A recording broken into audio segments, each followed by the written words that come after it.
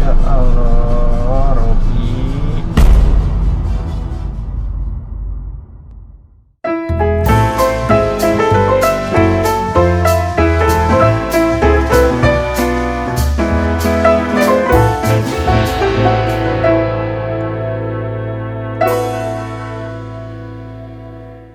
Welcome to Bengkel K3. Balik lagi bersama saya Nares dan di sebelah saya ada Ojan. Bang Ojan. Udah agak panas hari ini, panas. Kita selalu syuting panas-panas. Tapi cerah ya. Cerah Bang Ojan, cerah. Di kameranya sih kayaknya cerah nih. Cerah Bang Ojan. Mudah-mudahan gantengnya kelihatan. Amin. Oke Bang Ojan. Bahas apa kita hari ini? Kali ini temanya adalah prinsip mengemudi yang aman. Oh, Yang biasa kita sebut di bahasa K3 itu defensive driving. defensive drive. Oke. Bahasa K3-nya Yang defensif ya. Ya, defensive Keselamatan driving. mengemudi ya benar. Selamatan mengemudi. Apa yang mau kita bahas di sana? Nah, defensive driving ini apa sih Bang Ojan? Nah, sedangkan defensif ini adalah sikap yang enggan mengakui kesalahan sebagai bentuk ketahanan diri. Oh, pertahanan diri. Iya, ya. tahanan Oke. diri Oke, gitu. iya. Bukan diri sendiri ya. Heeh. Oh, diartikan berkata. Perkata. Iya, Nah, iya. itu dia. Arti kata defensif itu sendiri Bang Ojan. Iya. Bener nggak sih kayak gitu? Itu dia Bang Ojan. Iya, Bener iya, nggak Bang Ojan? Oke. Balik lagi teman-teman ya. Jadi kalau ketika ada kata defensive driving ya, teman-teman yang perlu dipahami itu adalah bagaimana kita mengemudi dengan kita bertahan, dan bagaimana tadi ya kita bisa mengurangi angka kecelakaan dengan kita tadi perubahan perilaku sebenarnya gitu ya. Kenapa? Karena di jalan begitu banyak bahaya. Ya, bagaimana kita bisa memposisikan kita saat berkendara ya menjauhi segala bentuk bahaya dengan bentuk pengendalian perilaku ya, kemudian teknik berkendara yang benar ya. Ya, jadi beda lokasi beda lagi tekniknya ya, gitu ya. Itu dia. Kemudian kita berbagi jalan, menghargai pengguna jalan yang lain gitu ya, dan juga melakukan antisipasi. Itu di definisi dari defensive driving secara umum seperti itu. Ya, jadi memang lagi-lagi ya, saya pernah bicara juga di dalam forum ya, bahwa dalam berkendara itu tidak cukup hanya bisa. Ini pasti. Karena kalau hanya bisa ya repot ya. Anak kecil pun jadi bisa kalau hanya bisa ya. Tapi yang penting itu bagaimana kita bisa berperilaku yang benar saat di jalan. Nah, tadi ya dengan pengendalian perilaku gitu ya. Tidak sambil menggunakan HP misalkan, tidak sambil apalagi tuh aktivitas yang lain. Karena banyak ya orang mengemudi itu dia sibuk banget. Mengemudinya udah butuh konsentrasi, dia sibuk sendiri sambil makan, sambil catokan. Aduh loh. Ini Bang Ojan, film Mr. Bean. Nah, catokan, sambil apa lagi? Sambil Gosok gigi dia. sikat gigi. Sambil makan, sambil baca buku. Kocak juga. Sedangkan pada perilaku mengemudi itu berbahaya gitu. Apalagi di jalan. Kalau mobilnya diem sih nggak apa-apa, Pak. Masa mobilnya jalan? Jangan. Dan banyak orang di sekitar kita yang mungkin bisa berdampak kalau kita salah-salah bawa kendaraan. Itu yang namanya sebagai defensive driving. Ya. Oke. Kalau saya pribadi sih, saya pikir cuman kayak mobil ini Ada masalah. ada masalah gitu sebelum membawa ke bengkel. Kita cek dulu nih, kita coba ini sendiri nih, betul-betul sendiri. itu Saya bagian- pikir kayak gitu Bang Ojan. Betul, itu salah satu juga. Jadi Oh gitu. betul, ya salah satu penyebab kecelakaan itu ada selain dari manusianya ada kendaraan. Ya, banyak orang itu bawa kendaraan juga tidak tahu statusnya. Jadi asal mobilnya gelinding gitu. Banyak gelinding, wah ini masih bisa dipakai. Nah, itu salah ya. Jadi kita sebagai pengendara harus memastikan mobilnya sehat nggak. Karena itu kan tiap hari kita bawa. Iya. Ya. Kalaupun memang mobilnya pinjam misalkan, atau mobil orang lain yang tidak biasa kita pakai, kita periksa dulu sehat nggak sih. Jangan sampai di jalan kita tidak sadar remnya blong, nabrakin orang. Itu dia. Nah, berarti jatuhnya kelalaian. Kelalaian. Dalam hukum kita ketika merugikan orang lain, apalagi sampai meninggal, ya, menabrak misalkan, sampai meninggal ya jatuhnya kalau tidak pembunuhan kelalaian. Kelalaian. Ya, saya tidak sengaja kelalaian. Ya, sama-sama dihukum. Nah, ini yang perlu kita sadari. Ya, mobil itu ya atau motor itu bisa jadi senjata pembunuh loh. Kalau kita memang tidak sadari bahwa dia bisa menyelakakan orang lain. Kita bawa seperti mainan, wah gitu, kecepatan tinggi, tiba-tiba ada orang lewat, nabrak, meninggal. Nah, iya. Jadi benar-benar luar biasa harus kita awasi, luar biasa harus kita sadari ya bahwa mobil ini bukan main-main, gitu. itu dia. Banyak soalnya yang ini Bang Ojan, kayak anak sekolah dikasih motor, kasih kendaraan mobil gitu itu Bang Ojan. Iya. Ya ini juga serba salah, ini kan kita bisa diskusi juga di dalam forum. Oh iya benar. Anak sekolah misalkan, secara undang-undang kan nggak boleh. Nggak boleh. Aturannya bicara nggak boleh. Nggak boleh. Karena belum dianggap dewasa. Tapi kenyataannya di masyarakat banyak orang tuanya. SMP, SMA bawa kendaraan. Fakta tuh nggak? Fakta Pak, opini nih jatuhnya nih. Fakta ya. Fakta. Kita bicara berdasarkan fakta Bang Ojan. Atau di Jakarta doang atau daerah lain? Kayaknya hampir semua Bang Ojan. Rata. Karena tadi ya bahwa kebutuhan orang untuk berpindah itu bukan kebutuhan tersier lagi. Saya sekolah saya jauh, masa jalan kaki gitu loh. Itu yang pertama. Naik angkot dong. Iya, kalau angkotnya benar, ngetemnya kelamaan. Nah loh. Itu lagi. Iya. Jadi masalah dia mau ikutin aturan tapi jadi telat ke sekolah. Jadi tambah masalah. Orang jadi ragu menggunakan angkot misalkan ya. Kan angkot isunya ngetem ya terlalu lama karena tadi ya. Iya. Atau apalagi? Naik sepeda. Aduh, capek. Kejauhan, Pak. Ini kejauhan. Pengen sih kalau dekat naik sepeda. Tapi kalau nggak ada akhirnya udahlah. Yang paling praktis, nah di Indonesia khususnya ya, itu kendaraan yang paling praktis ya khususnya di negara kita adalah motor dan mobil juga Bang Ojan. Motor nih ya. Untuk yang pekerja mobil memang gitu ya. Karena supaya nggak keringetan gitu ya. Iya, serba salah juga gitu. Ini fakta teman-teman saya. Jadi kebutuhan akan berpindah atau transportasi itu kebutuhan primer menurut saya, bukan kebutuhan tersier lagi. Iya benar. Kepemilikan motor, kepemilikan mobil itu jadi kebutuhan basic gitu ya. Apalagi di usaha, ya usaha bawa barang. Iya pakai motor semua, pakai mobil juga gitu ya. Jadi kita harus pahami bahwa karena ini sudah menjadi kebutuhan, berarti ya teman-teman atau masyarakat juga harus sadar bahwa harus belajar. Tidak cukup hanya bisa bawa kendaraan, tapi tahu ya bagaimana etika berkendara. Ya, berkendara itu bergantian. Saya tadi pagi ya, saya posisi udah nggak mungkin ya mundur karena belokan. Dia maju terus.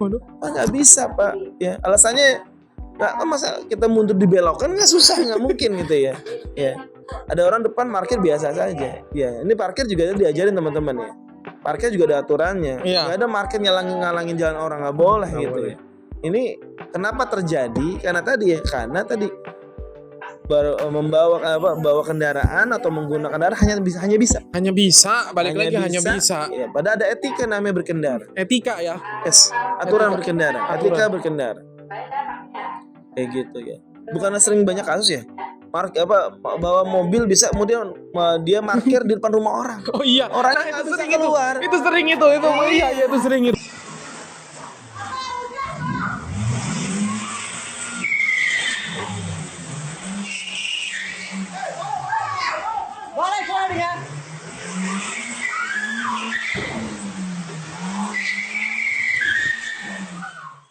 Itu sering. Itu pas ditegur galak-galakan. Kacau ya. Nah, saya biasanya gini Bang Ojan.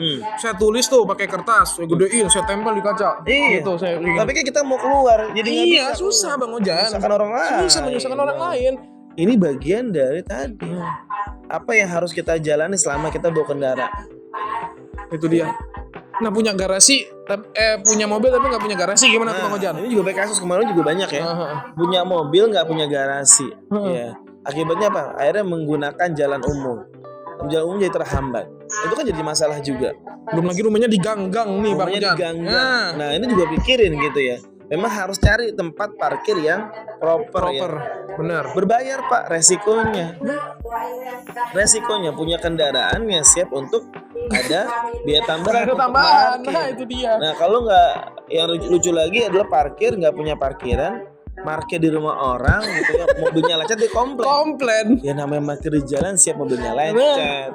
Nah salah sendiri parkir di tengah jalan. Nggak boleh. Nah. Biasanya sih di pinggir sih. Iya, di pinggir. Maksudnya di pinggir di ini ya, di jalan umum. Tapi kan mengganggu gitu ya. Itu dia. Inilah akhirnya perlu kita sadari ya bahwa lagi-lagi di fasilitas itu berbicara bagaimana kita bisa bawa kendaraan dengan etika yang benar gitu ya. Bisa dan paham aturan ya. pengendara, bukan hanya sekedar bisa aja, tapi juga paham bagaimana berinteraksi dengan masyarakat, berinteraksi dengan kendaraan lain dan sebagainya. Dan rambu-rambu lalu lintas juga harus dipahami ya Bang Ojan. Apalagi sekarang kan aturannya kan diterjemahkan dengan rambu-rambu gitu ya.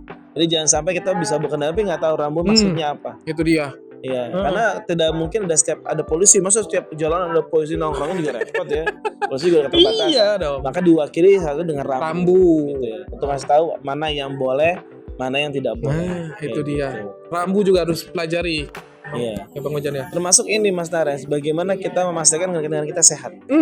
Karena kompetensi ini harus ada setiap orang. Jangan sampai bawa kendaraan tiba-tiba breakdown di jalan atau mungkin rusak di jalan, akhirnya malah tambah parah gitu. Nah itu tadi saya pikir yang kita cuman mengendari yaudah yang penting sebelum bawa ke bengkel kita coba antisipasi dulu. Saya pikir cuman itu doang Bang Ojan. Semuanya ya.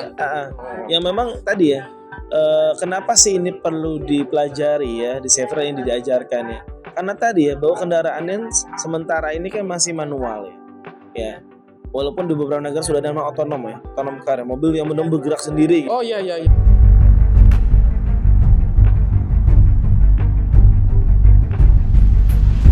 Komputer misalkan seperti itu. Kayak Tesla ya Bang Ojan. Ya dalam data itu lah di China pun ada ya. Di kita dominasi masih manual. Berarti orangnya memang sebagai aktor utama yang mengendalikan kendaraan. Ya, dan orangnya banyak, sangat banyak.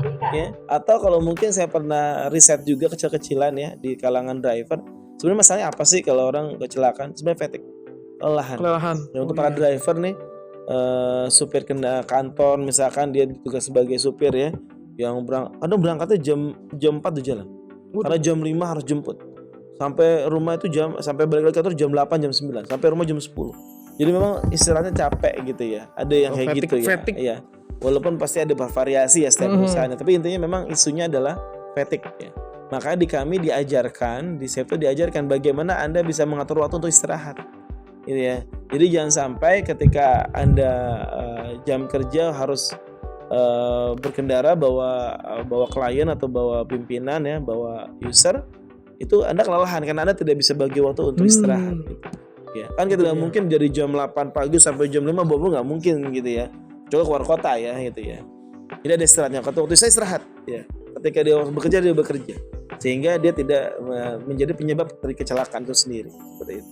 Berarti kita wajib ya Pak belajar mengenai harus wajib ya. Harus. Kenapa sih Pak wajibnya itu? Iya karena kalau tadi saya sampaikan bahwa kendaraan kita ini bisa menyelakakan orang lain gitu ya. Bahwa ada aturan main di jalan yang harus kita jalankan. Kalau tidak dijalankan jadinya jalannya bermasalah dan Anda membahayakan orang lain gitu loh. Ya. Makanya SIM itu tidak cukup. Anda harus belajar dan ikutin aturannya gitu ya. Dan saya yakin ini sebagai harusnya menjadi kurikulum nasional ya. Iya, betul. Belajar harusnya. Gitu ya. Oh enggak kaca, mengantri. Kita pernah bahas ya sebelumnya ya. Di episode sebelumnya ya. Bahwa mengantri itu sulit sekali. Budaya antri. Padahal dalam menggunakan jalan kan harus ngantri. Yang depan duluan, yang belakang di belakang mengantri. Ya. Bedanya DDT yang ada di 4x4 itu apa sih Bang Jan? Oke, ini agak berbeda ya. Jadi kendaraannya memang beda gitu ya.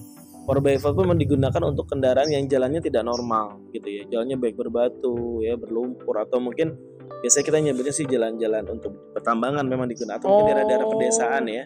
Yang jalannya memang tidak bagus seperti di Jakarta gitu. Nah, tekniknya berbeda teman-teman ya.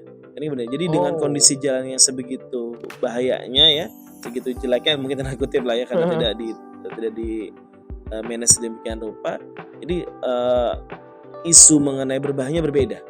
Kalau di Jakarta isunya tadi orangnya begitu banyak, jalannya sedikit sehingga berbagi jalan ya. Kalau nggak berbagi jalan senggolan, lecet, tabrak, nyerempet gitu. Itu di perkotaan isunya. Tapi ketika masuk ke daerah pertambangan atau daerah pedesaan ya, memang jalannya itu sebagai penyebab kecelakaan juga. Ya, apalagi ditambah dengan hujan. Jalannya jadi licin, jalannya jadi sulit dikendalikan. Jadi jalan sendirian pun dengan tanpa kita ada apa-apa ya, bisa celaka sendirian. Tinggal accident gitu ya. Karena saking sulitnya jalan. Iya. Balik lagi kita di Seta juga mau buka kelas ini ya, hampir setiap bulan kita ada kelas dan banyak diikuti oleh banyak teman-teman ya. Ya kebanyakan memang dari karyawan ya atau driver yang ditugaskan di perusahaan. Tapi juga pernah kok ada sekeluarga belajar. Oh, ya? Sekeluarga belajar. Ibu, anak, bapaknya. Nah itu bagus malahan Bang Ojan. Jadi Bagus pengen Bang Ojan. merasa tadi ya, kok ada yang kurang ya. Karena mungkin tadi ya masih awam gitu ya. Harus lebih tahu permasalahan di jalan ya belajar. Ada juga mahasiswa ada. Karena penting Bang Ojan. Penting. Tidak cukup hanya bisa bawa kendaraan, tapi juga kita harus belajar bagaimana berkendara yang aman. Itu dia Bang Ojan. Kita ada tagline baru nggak usah deh. Oh iya. Ya, apa? Tagline-nya apa? Tagline-nya sebentar Bang Ojan. Seftra Training Center pilihan kita. Ingat ya. Iya. Kita pakai tagline itu ya. Oke Bang Ojan. Cukup Bang Ojan sampai di sini. Oke, terima kasih Mas Nares. Terima kasih Bang Ojan. Sudah bahas materi menarik kita hari ini ya. Teman-teman, thank you. Thank you semuanya. Sampai jumpa di next episode berikutnya ya. Ya. Yang masih seputaran K3 dan lingkungan. Ya. Enggak bosan-bosan saya menyebarkan virus K3 Bang Ojan. Percikan cinta ya. Oke Bang Ojan. Sampai jumpa di episode berikutnya ya Bang Ojan. Yes. Mudah-mudahan masih sehat ya. Amin. Oke. Seftra Training Center pilihan kita.